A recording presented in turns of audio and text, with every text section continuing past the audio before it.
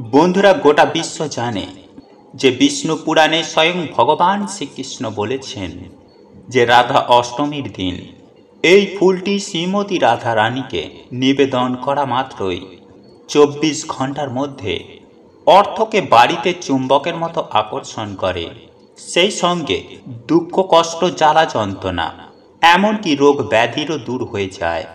হ্যাঁ বন্ধুরা, আপনারা একেবারে ঠিকই শুনছেন। পবিত্র রাধা অষ্টমীর দিন যে ব্যক্তি এই কাজ করে তার জীবনে সারা বছর অর্থের বৃষ্টি হতে থাকে। বন্ধুরা, আমরা আপনারা প্রত্যেকেই জানি যে যদি বাড়িতেই পবিত্র জন্মাষ্টমী ব্রত পালন করা হয়ে থাকে তাহলে সেই বাড়িতে অতি অবশ্যই রাধা অষ্টমীর ব্রত পালন করা প্রয়োজন। বন্ধুরা, জন্মাষ্টমী এবং রাধা অষ্টমী এই দুটি ব্রতই পরস্পরের পরিপূরক, তাই একটি ব্রত পালন করলে অপর ব্রতটিও পালন করতে হবে। বন্ধুরা, শাস্ত্রের বিধিবিধান অনুসারে জন্মাষ্টমী ব্রত পালনের সঙ্গে সঙ্গে এই রাধা অষ্টমী ব্রত পালন করলে পরিবারে সুখ শান্তি সমৃদ্ধি এবং দাম্পত্য সুখ সদা সর্বদাই বজায় থাকে। একই সঙ্গে সংসার থেকে অর্থের অভাব দূর হয়ে যায় এবং সেই পরিবারে সুখ শান্তি সমৃদ্ধি ঘটে।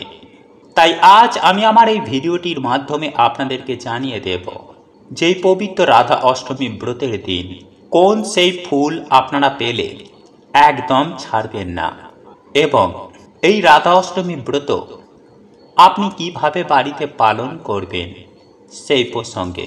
একই সঙ্গে আমি আপনাদেরকে এমন একটি বিশেষ শব্দের কথা জানিয়ে দেব যে শব্দটি এই পবিত্র রাধা অষ্টমীর দিন প্রত্যেকটা মানুষকে মনে মনে বলতে হয়, তাহলে শ্রীমতী রাধা রানীর সঙ্গে সঙ্গে ভগবান শ্রীকৃষ্ণের আশীর্বাদ আপনারা সুনিশ্চিতভাবে পাবেন।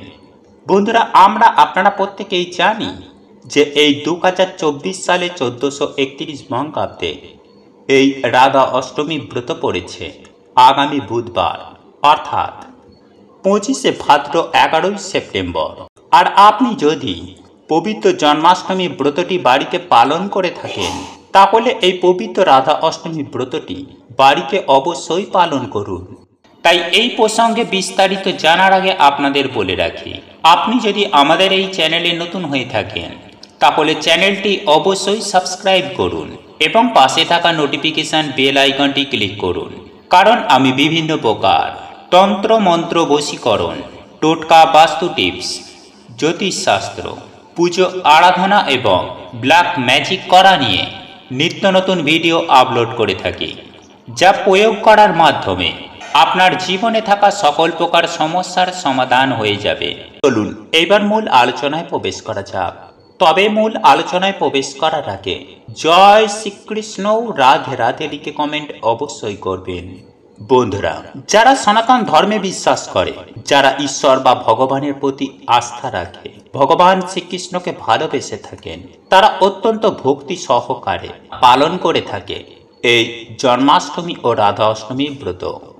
কারণ স্বয়ং পরমেশ্বর ভগবান শ্রীকৃষ্ণ নিজ মুখে উল্লেখ করেছেন, আমার নাম 1000 বার জপ করলে লোক যে ফল পায় সেই ফল পাওয়া যায় মাত্র একবার রাধা কৃষ্ণের যুগল নাম জপ করলে। তাই সেই দিক থেকে রাধা অষ্টমীর ব্রত পালন যথেষ্ট গুরুত্বপূর্ণ প্রত্যেকটি গৃহস্থের জন্য। যাই হোক বন্ধুরা, আপনারাও যদি ভগবান শ্রীকৃষ্ণের আশীর্বাদ ও কৃপা লাভ করতে চান তাহলে একবার আমার সঙ্গে বলুন, রাধে রাধে, রাধে কৃষ্ণ। বন্ধুরা, এইবার আমি আপনাদেরকে জানিয়ে দেব যে এই পবিত্র রাধা অষ্টমী ব্রত আপনারা কিভাবে পালন করবেন এবং যে কাজটি এই দিন আপনাদেরকে অবশ্যই পালন করতে হবে, যার ফলে আপনি রাধা কৃষ্ণের কৃপায় প্রচুর প্রচুর টাকার মালিক হয়ে উঠবেন। হ্যাঁ বন্ধুরা, এত টাকা আসবে যে টাকা গোনার জন্য আপনাদেরকে চাকর রাখতে হবে। কারণ আপনারা প্রত্যেকেই জানি যে মানুষ দিলে কুলায় না আর ভগবানে দিলে ফুরায় না। তাই ভগবান শ্রীকৃষ্ণের আশীর্বাদে আপনারা খুব দ্রুততার সঙ্গে কোটিপতি হয়ে উঠবেন। তবে ভগবানের আশীর্বাদ পাওয়ার জন্য আপনাদেরকেও কিছু স্বাস্থ্যের বিধি ও বিধান পালন করতে হবে। যেমন এই দিন সকাল সকাল ঘুম থেকে উঠবেন, তারপরে স্নান করে শুদ্ধ বস্ত্র পরিধান করে সবার প্রথমে সংকল্প গ্রহণ করে নিন যে আপনি এই পবিত্র রাধা অষ্টমী ব্রতটি যে নিষ্ঠা, ভক্তি ও আন্তরিকতার সহযোগে পালন করার চেষ্টা করবেন। এই সংকল্প শেষ হয়ে যাবার পর বিছানা থেকে উঠে আপনি স্নান পর্বটি সেরে নিন। আপনার পক্ষে যদি সম্ভব হয় তাহলে আপনি একটি নতুন পোশাক পরিধান করুন। আর আপনারা যদি নতুন পোশাক পরিধান করতে না পারেন তাহলে চেষ্টা করুন একটি শুদ্ধ বস্ত্র পরিধান করার। বন্ধুরা, এই দিন অষ্টমী তিথি শেষ হয়ে যাবার পূর্বে রাধা কৃষ্ণের পূজা পর্বটি সম্পূর্ণ করা প্রয়োজন। বন্ধুরা, এই রাধা অষ্টমী ব্রত পালনে রাধা কৃষ্ণের পূজার সময় যে সমস্ত উপকরণগুলির প্রয়োজন তা হল লাল এবং সাদা ফুল, সেই সঙ্গে আপনারা আরও একটি বিশেষ ফুল আপনারা রাধা কৃষ্ণের উদ্দেশ্যে নিবেদন করবেন, যা আমি এই ভিডিওটির শেষে আপনাদেরকে জানিয়ে দেব। সেই সঙ্গে লাগবে পঞ্চামৃত, অর্থাৎ দুধ, দই, মধু, ঘি, চিনি বা গুড়। সেই সঙ্গে নেবেন 3 প্রকার অথবা 5 প্রকার মিষ্ট জাতীয় ফল, তুলসী পাতা, ধূপ, দীপ এবং নৈবেদ্য। এবং এই নৈবেদ্যের মধ্যে অবশ্যই মিষ্ট জাতীয় দ্রব্য থাকা প্রয়োজন। বন্ধুরা, যে কোনো ব্রত পালন করার ক্ষেত্রে সেই দিন উপোস থাকা প্রয়োজন। তাই এই রাধা অষ্টমী ব্রতটি পালন করতে চাইলে এই দিন উপোস থাকবেন।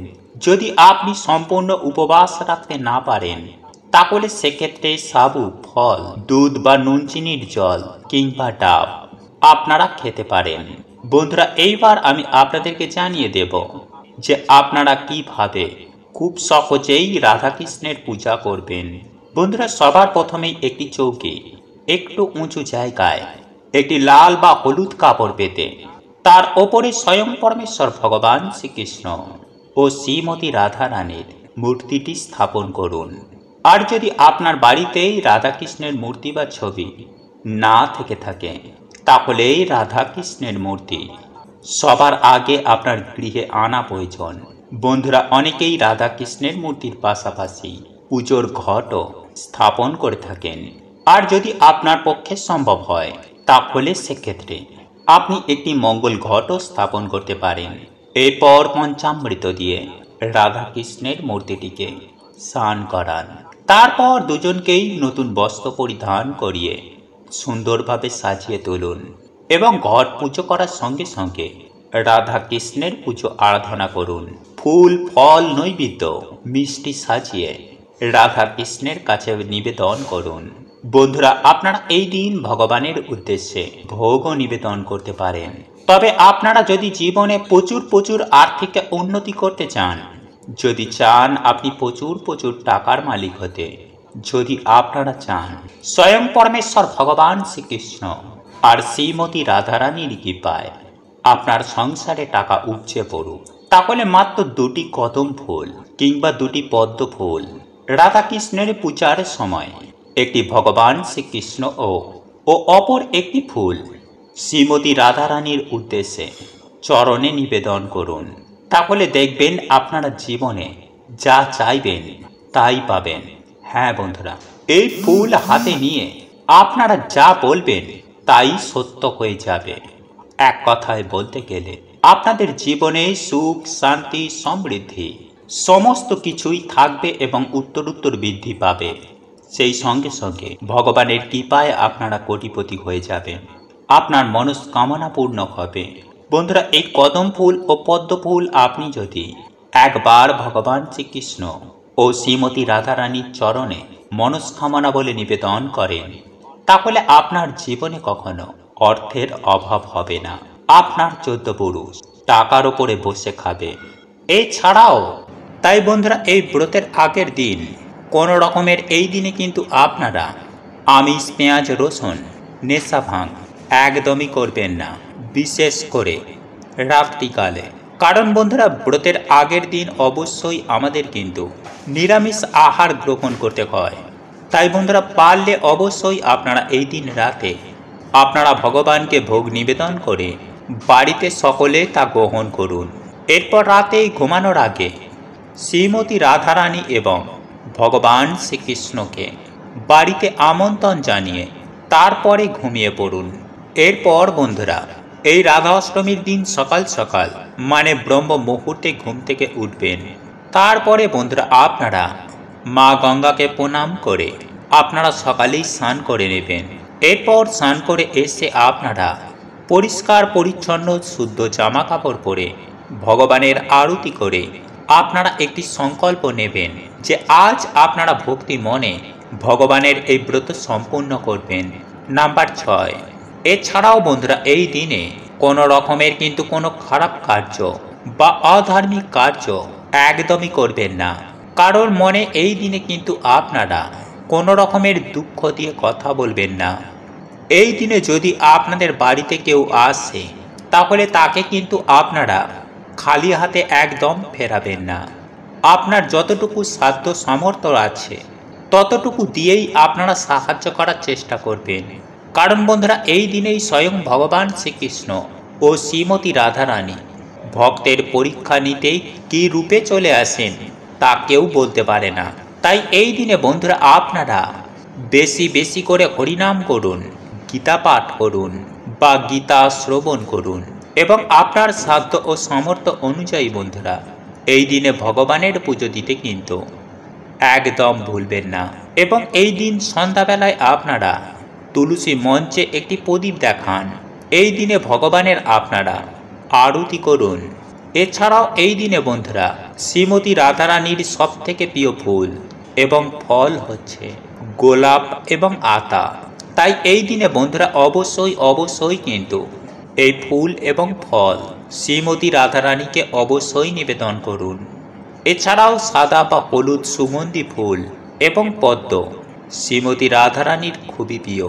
তাই বন্ধুরা, পারলে আপনারা এই দিনে এই ফুলগুলি দিয়ে সিংহাসন বা রাধারানীর ফটো বা মূর্তিকে ভালো করে সাজান এবং এই দিনে শ্রীমতী রাধারানীকে যে ভোগগুলি নিবেদন করবেন তা হচ্ছে ক্ষীর, রাবড়ি, মালপোয়া, রাধাবল্লভী বা অন্নভোগ। এবং তা প্রত্যেক ভোগে যেন বন্ধুরা রাধারানীর প্রিয় তুলসী পাতা থাকে।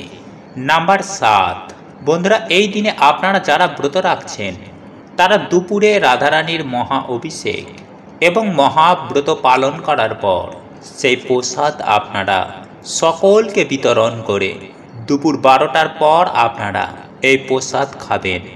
এবং এই দিনে সবাই কিন্তু আপনারা কোনো রকমের মাছ, মাংস, ডিম, পেঁয়াজ, রসুন এবং কোনো রকমের নেশা ভাঙ বা পরনিন্দা কিন্তু একদমই করবেন না।